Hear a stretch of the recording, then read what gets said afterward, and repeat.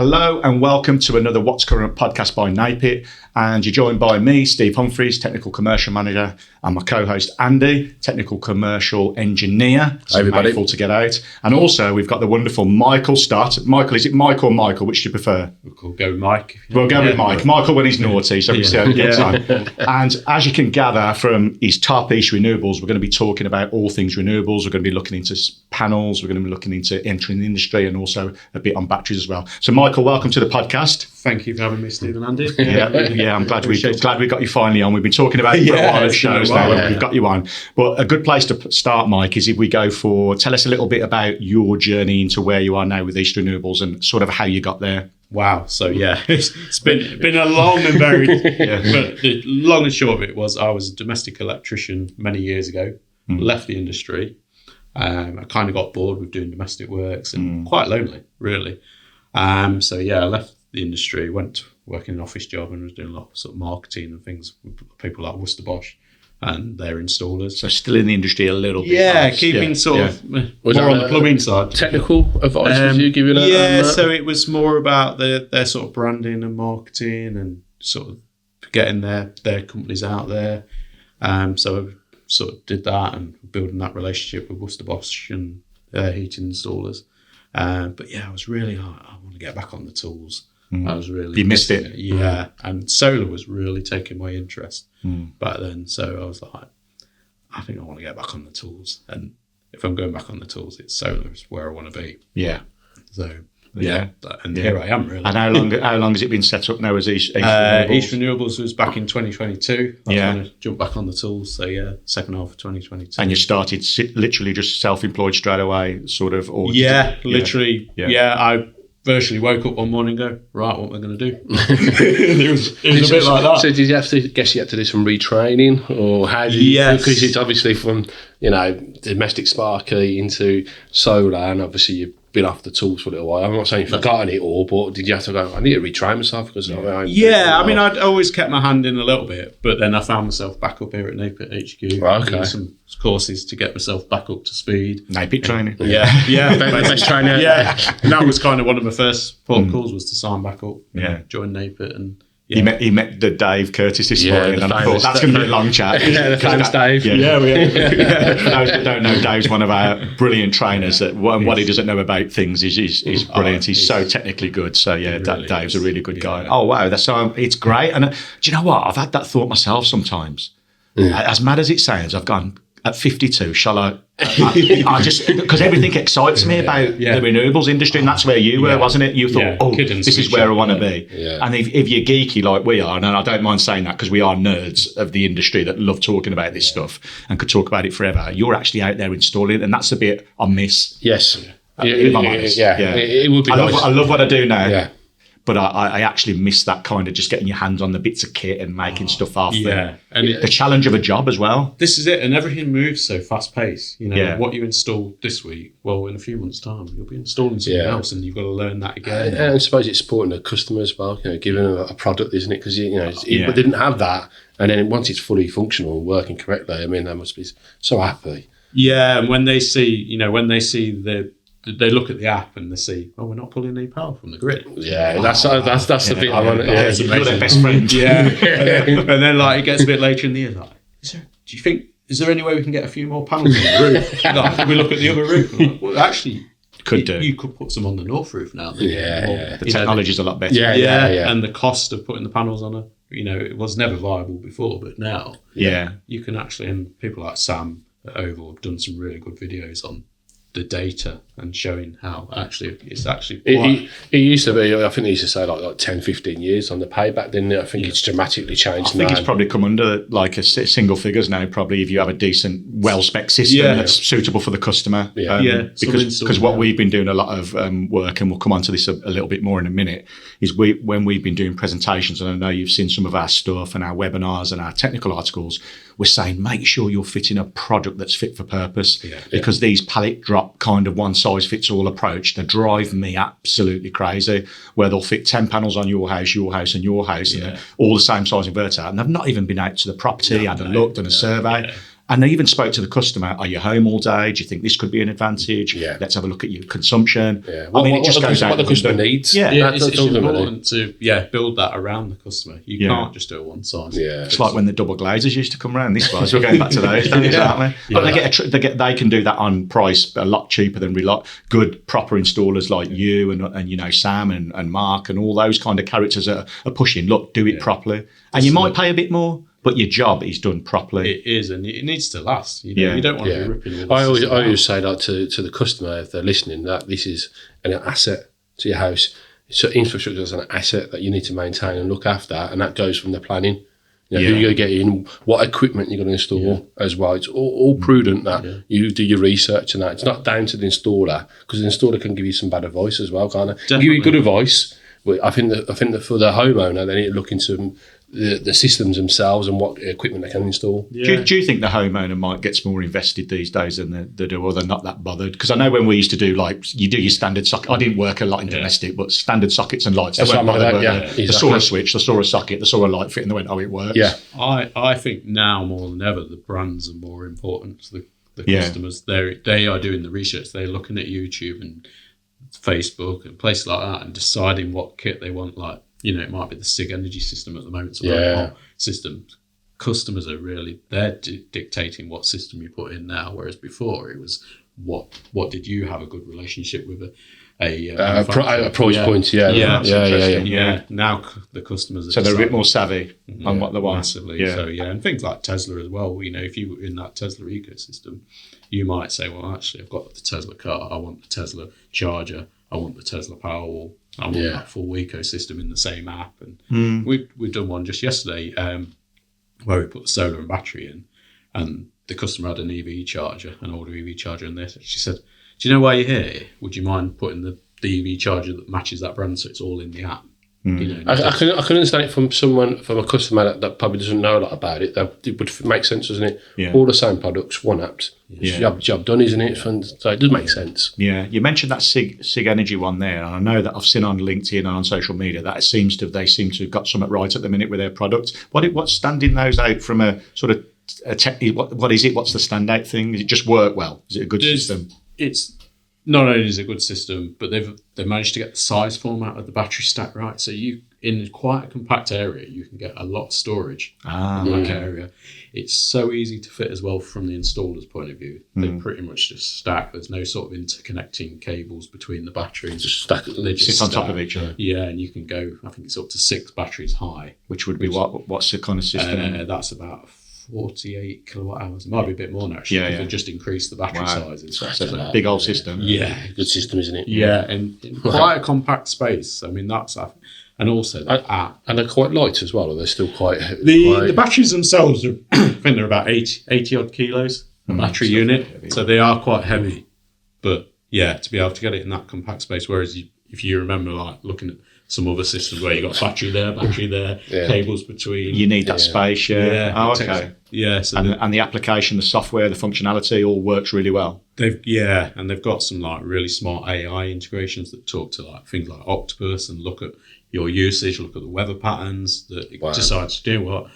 You're going to have loads of solar today. Well, export that, and you'll get a, I think that AI is quite intelligent there, isn't it? It's kind of that's the one that's future forward. Yeah. And with that one, correct me if I'm wrong. It's all an all-in-one, isn't it? The inverters. Pretty much. We call it an inverter, but that's the brains of the operation. Yeah, it sits on top. That's right. Yeah. So I have seen it. The solar and from a customer's price point of view, it's quite expensive install for that quite equipment, or is it fairly reasonable? To be honest. Yeah, it's not a lot more than some of these other sort of what you'd spec as a lower end brand. They've really put that price point about. You think about the choice on the market now. I remember going to Solar and Storage Live probably 4 or 5 years ago, the first time I went, and I did a presentation for a different employer at the time. And I remember just being mind blown by the amount of different inverters from all over the world, Europe, not many in the UK, to be fair. The panels, and just thinking, this is nuts.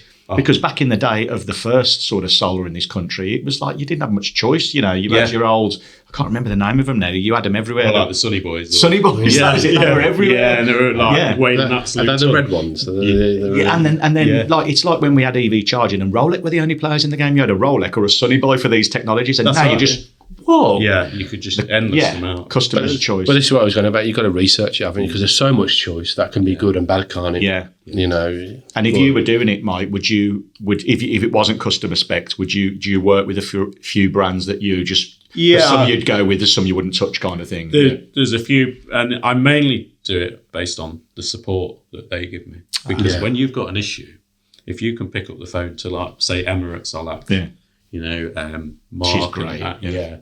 Alpha ESS, the guys there, absolutely brilliant. That dictates for me, because when a customer's got an issue, they want a fast response. Of course, if you've got to wait weeks for a ticket to come through, ticket system. Don't even go there. So that it does make sense. I like that. That's good for you as an installer, commissioner, maintenance, fault finding. But also, I didn't think about that. The customer going, "There's a problem with this. I can get that sorted straight away for you." This is it. You know, there's nothing worse, is there? Traditionally, electricians stuck to one brand for a consumer unit. I fit that brand. You know, no matter what, I'm just fitting that one. So it makes sense. It makes sense. It does make sense to stick to a couple of brands that you install because you know the product's good. And you understand it, and it's important to have that training from the manufacturer of the product. Because everything's got its own quirks, especially software. And it's so if you're fitting every single brand under the sun, you're going to spend so much time trying to learn that for one install. That you might not use that knowledge again. But then when a customer rings you in 6 months' time, it's dropped off the Wi-Fi. How do I reconnect it? Well, I can't remember actually. So, what inverter is it? Hang on. That's so true. Actually. It is. In my eyes, it is important to just stick with a few brands, but also you're dictated by what the customers are asking for. So it may be that actually you got to align yourself with a few, and just stick with those few, and potentially it's what's hot in the market. You might be able to have the confidence to swing the customer the other way. Well, I was going to say, I say to them, look, I know about this brand, but I wouldn't.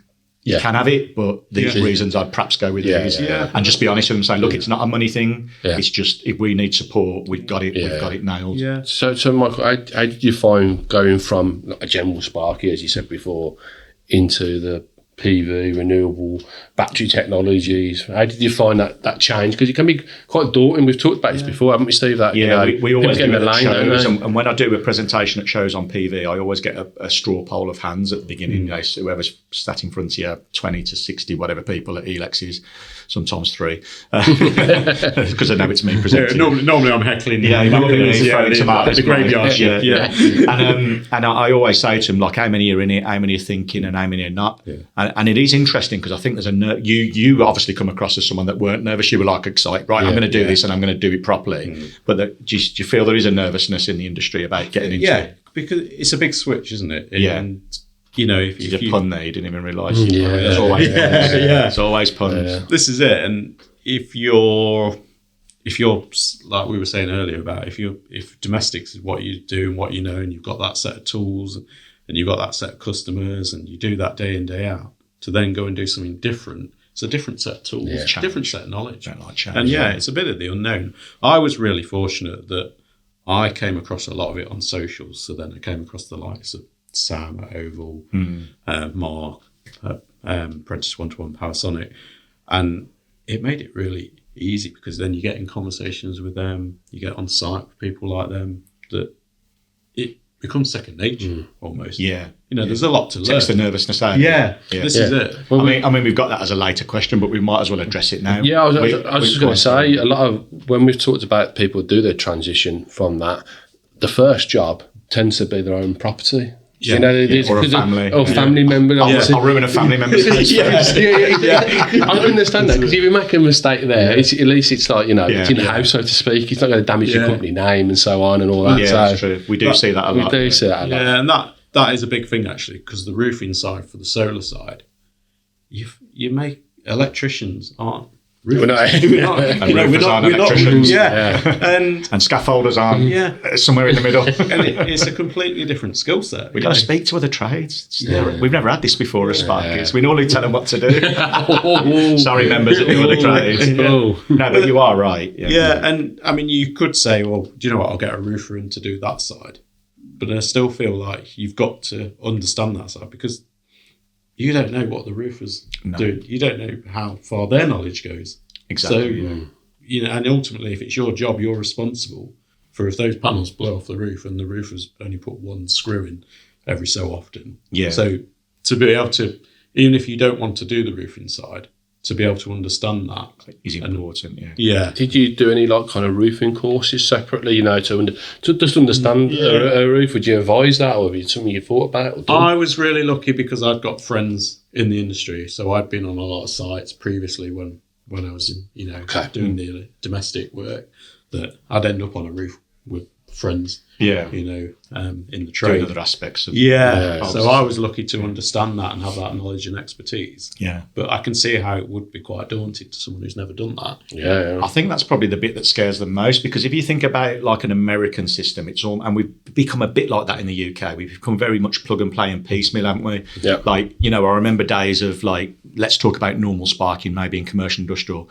And I've said to you before, Andy, that I only do the metal bashing. I'll do the trunking and the conduit. Someone else wires. I don't know to wire. And what I've seen I've seen the American, maybe sort of Mexican, South American kind of systems. Like it's a panel team, and then it's like a wiring team, and then it's a connecting up team, where I think you've hit the nail on the head. In the UK, we're engineers. We want to know the whole aspect of everything. Multi-skilled, You might not do it. And I think there's a danger, and I have heard some companies that go, oh yeah, we'll get the roofer to do the hooks, the rails, and maybe the panels, but that makes me nervous because they're not going to know what you know. Yeah. So I think there's got to be that collaboration between trades. Have they've not run any of the DC cabling on the roof? The MC4s are all correct. I'd feel a nervousness. Yeah. I can understand maybe putting getting the tolls removed for you where you need to go, maybe. Yeah. So give me a bit of support, because every roof is slightly different with the tiles,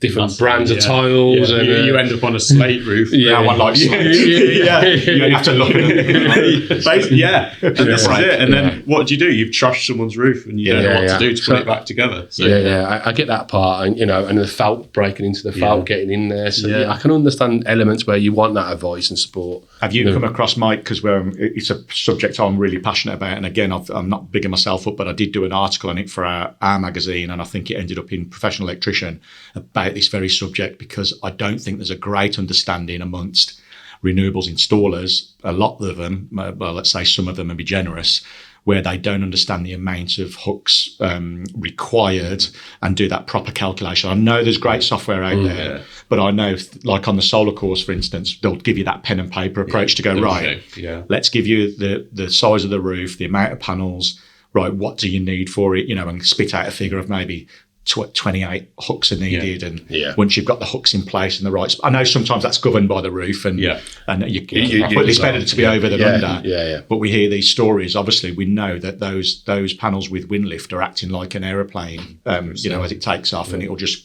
We've seen them, haven't we? Our assessment team have been out. We've been called out to things, and we've seen them come off roofs where they've either ballasted properly or the hooks haven't been there. And even if it doesn't come off, you imagine just that over time on that roof, just creating that. Listeners, go ahead. I'm doing this with my hand, creating a vibration of that roof. Just that structure's been damaged over time. Totally. You must have seen that yourself on stuff you've looked at. Yeah, January this year, I went with Dan to a job where he got the call to go and fix and install for an installer that had gone bust.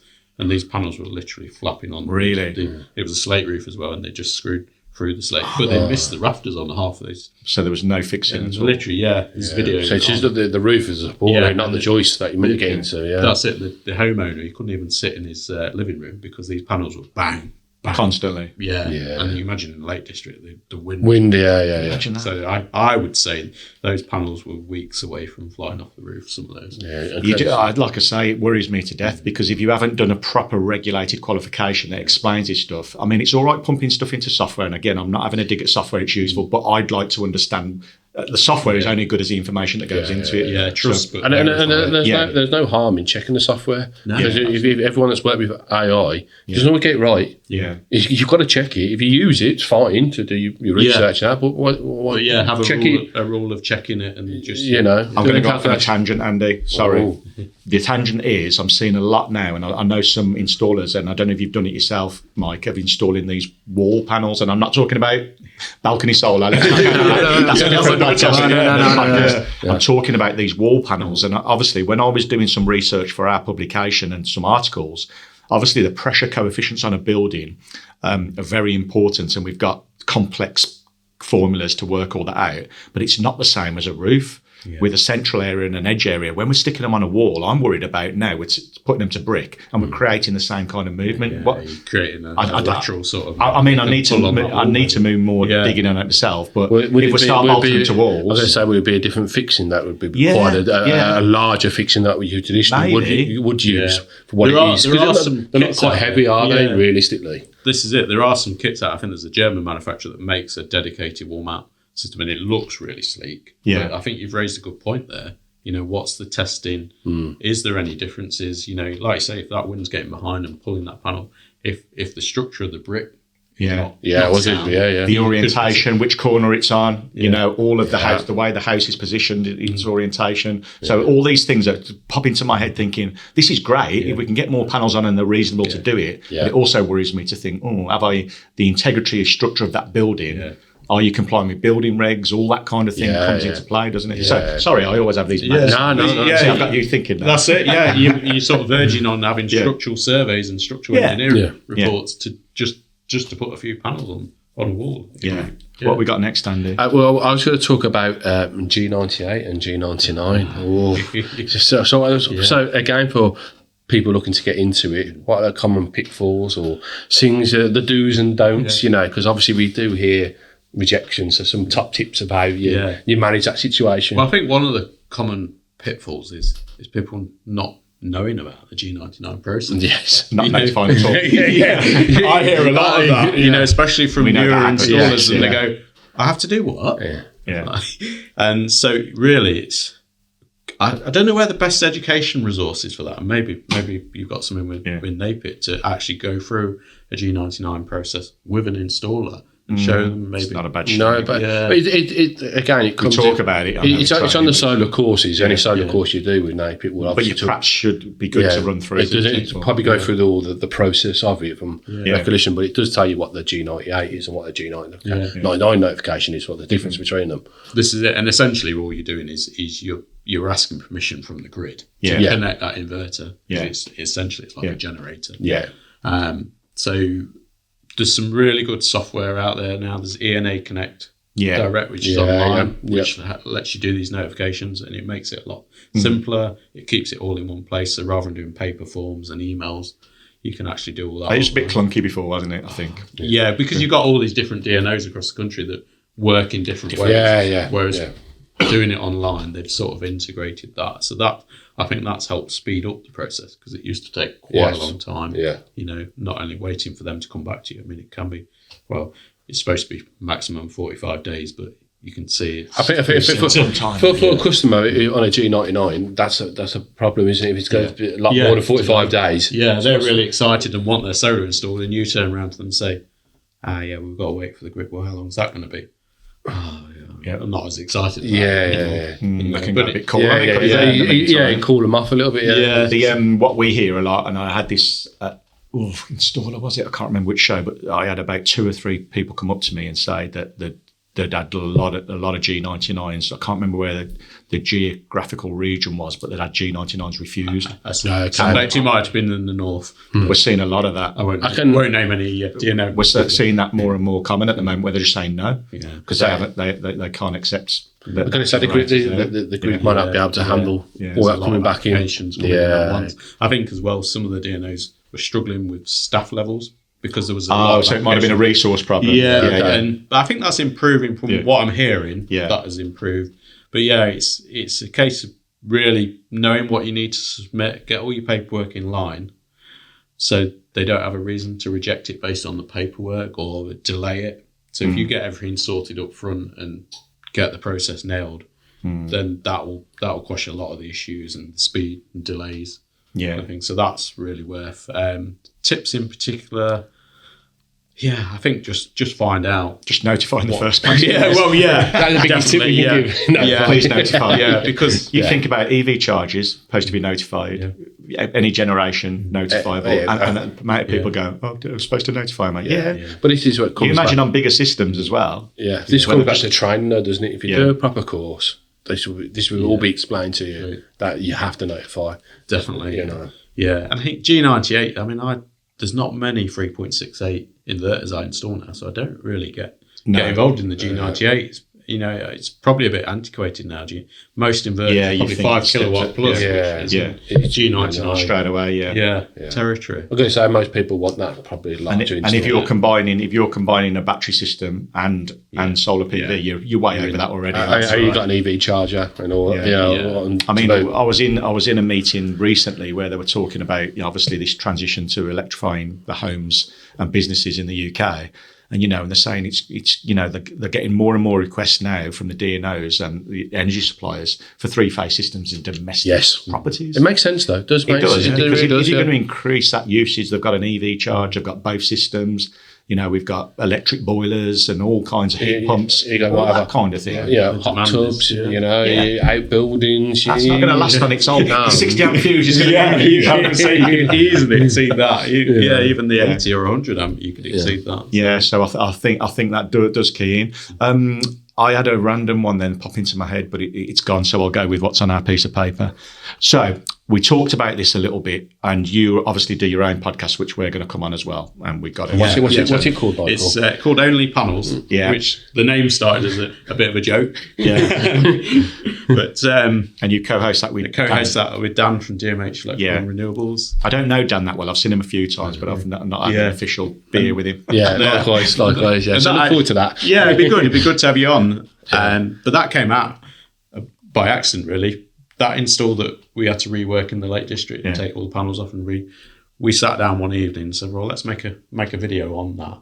I think we did it as a live, actually. Let's talk about that install because it was a horrendous install. Yeah, good to show, though. Yeah, and it was nice to... I always feel like I want to get this information out to people so they can do a better job.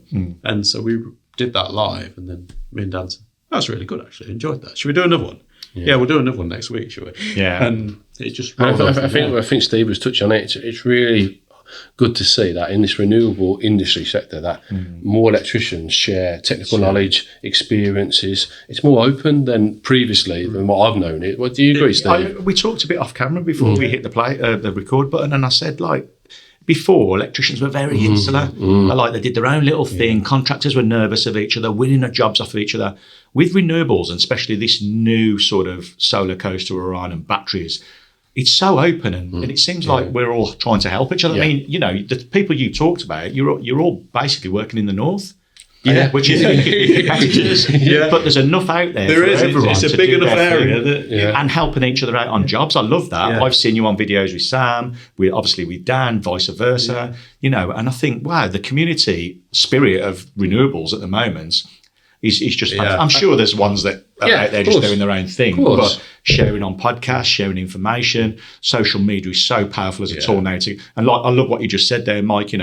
I think it's important. You said it's important that I want to share that information to show the good from the bad and the indifferent, and say, look, when even you'd admit yourself, we're not always going to get it right, but show it warts and all. Yeah, that's what I love about these guys. I think when they do it, I don't think they like slag it off. Oh, look at this bad install. Look what they've done. There's not all beating the drum like that. It's just like, oh, look what we've come across this. Well, what can we do? This is what should have gone on. Not saying this is what the standards say. Yeah. It's not slagging off the installer previously, even though they've done it not right. It's about how can we put this right? So, Mike, you've seen that, obviously, that collaboration. How have you found it helpful for you? To be honest, coming back into the industry, I've built almost everything around that social and that interaction and getting on site with others and welcoming other people on site.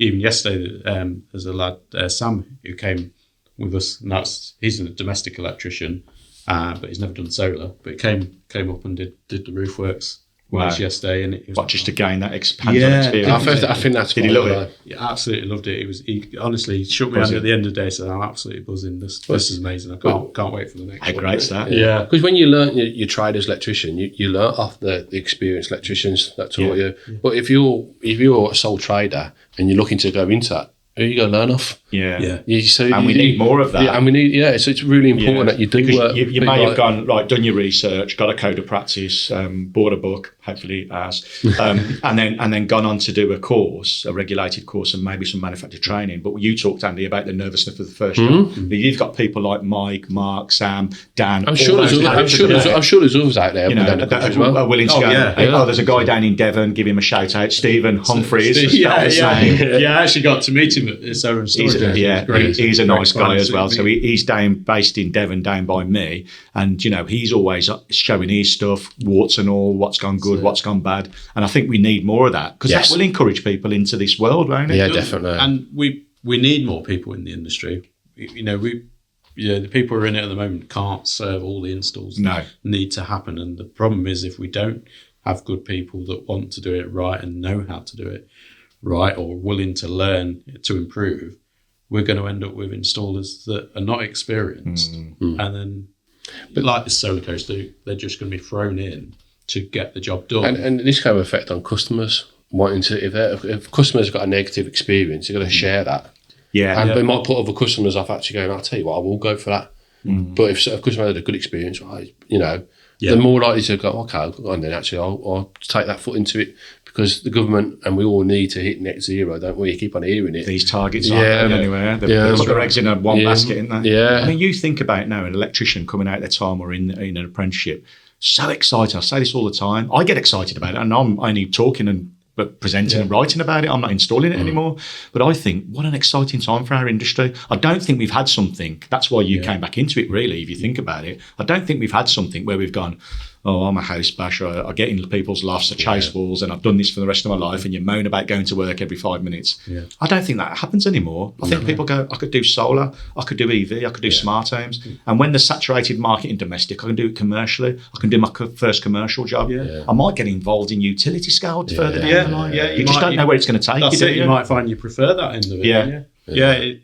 The world's almost your oyster with that one, and it honestly so excites me still. Even a few years down the line, I get in my van in the morning, right where I'm off to today, and it could be 100 miles. It could be, do you know what I mean? All over, do you, Mike, for work? I could be up sort of Barnard Castle down in Bournemouth, the next week. So, and I'm busy. Work good. The diary's filled up till the end of the year, and even starting booking jobs in for early next year now. Love that. Yeah, that's great to hear, isn't it? Yeah. That Christmas period. I remember being self-employed. You wanted to get over the bump. Do you have time off yourself? Because obviously you're working, you're doing your podcast. Do you give yourself a bit of a break, Mike? All these characters are nuts. Do you give a bit of time for yourself? Yeah. Yes and no. I mean, I was up till 2:00 this morning editing the latest episode of the podcast, which is going out tonight. Do you know what I mean? But you just take your moments, but you might finish your job a bit earlier than you expect. And come and see us today. Exactly. It's the other side of the game, though, isn't it? It's exciting, but you have got to put the work in if you really want to grow it. I'm going to say you've got to put it in, haven't you? I raise a good point there, Andy. The social media side now and putting your work out there is a really brave thing to do, like you say. But it's an online portfolio. People see it. People go, actually, I want that guy to install my. That is definitely the upside of it. The downside of it, you might get some comments at some point. But take those on the chin.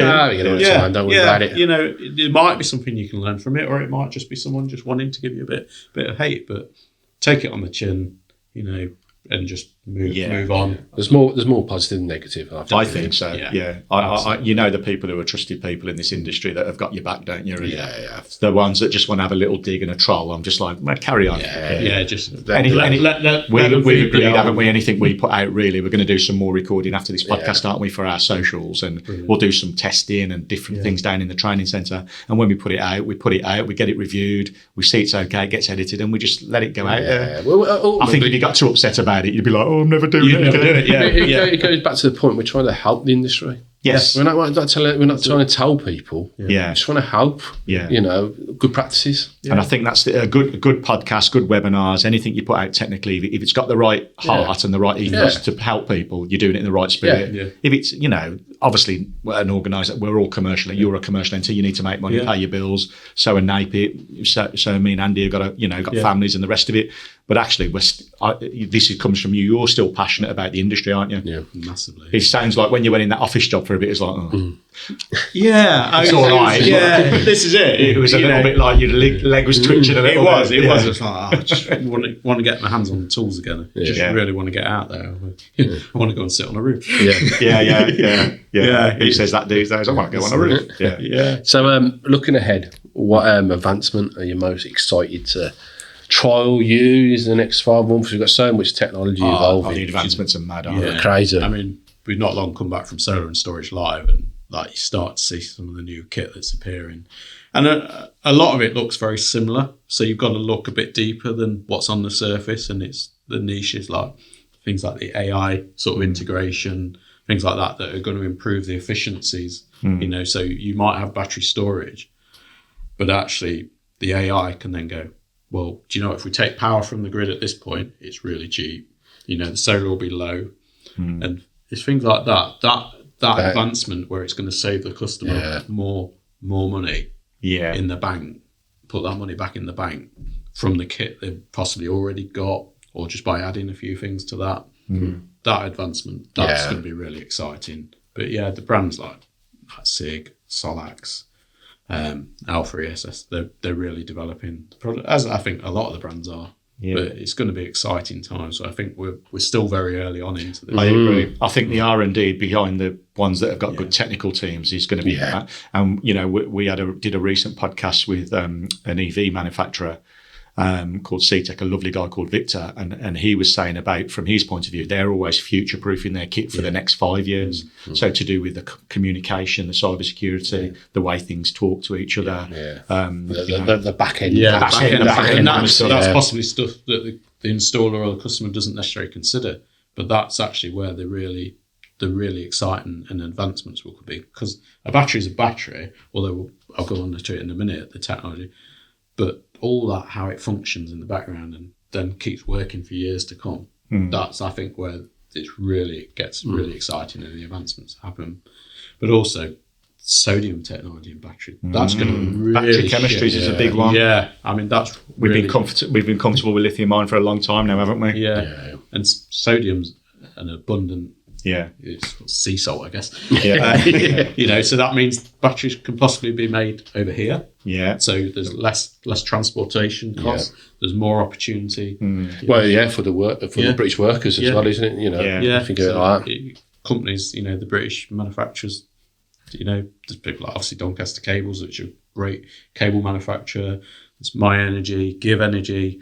It'll put a lot more opportunity back into those British manufacturing. And I think that's important. We're known for our industry, our engineering, and I think over the past few years that's sort of gone by the wayside a little bit, and we've relied on cheap imports from certain parts of the world, which we won't mind to be politically correct, but we all know. And actually, it's like let's get back to doing what we did best. We were the engineers. There's no reason why we can't do it, is there? Yeah, because we've got innovators, we've got people that are really good, and I love that about the battery chemistry, because I remember the days of, again, going back to these sort of hospitals and schools that needed, the UPS systems, it was full of lead acid batteries. They were in cool rooms with the air conditioning blowing on them, normally in a basement.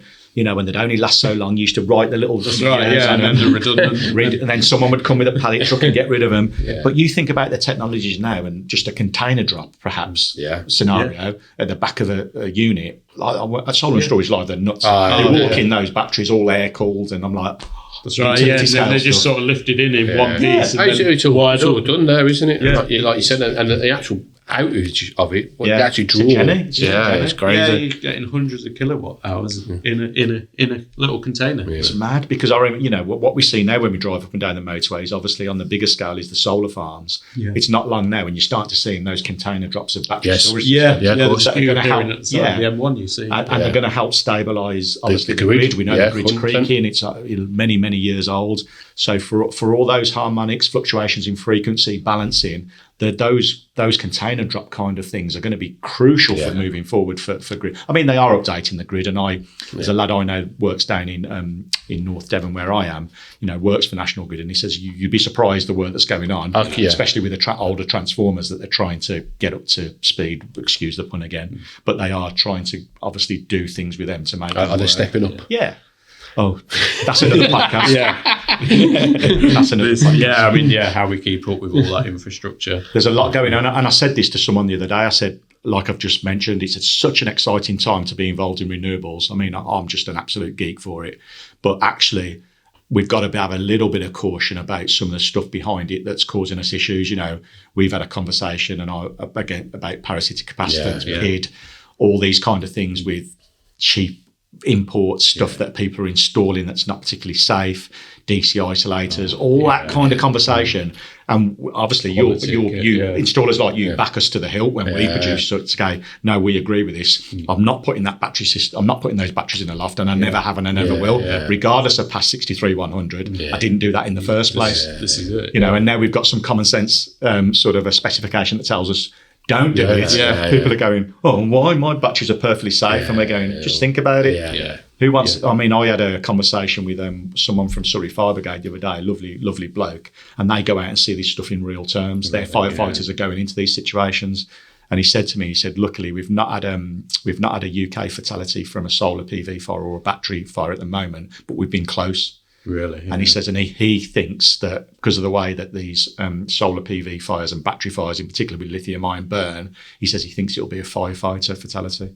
Right. Yeah. I suppose it's a bit like, we had the premature collapse. With entanglements, He says, because they're the ones that are going to go after it. But even if the residents are out, he said they're the ones going into a building. And if they don't know about it, that's where your labelling comes in. Do you know there's an additional supply source of energy? 100 kilograms of batteries sat on some timbers that are just about to burn. No one knows about. Well, the firefighters, first thought is to go in there, put the fire out, isn't it? Rescue people and then put the fire out. Especially in domestic, he said commercial. He said we've got a lot of data on commercial and industrial buildings, and he said we've got plans, blueprints, and we know. Of course. And that's what he said. But domestic, it's a whole new world. Yeah, of course it would be. What you're going into, and that sort of brings me on to another thing of sort of the education of it is thinking about beyond just the solar and the battery is the smoke alarms and the protection systems and things like that.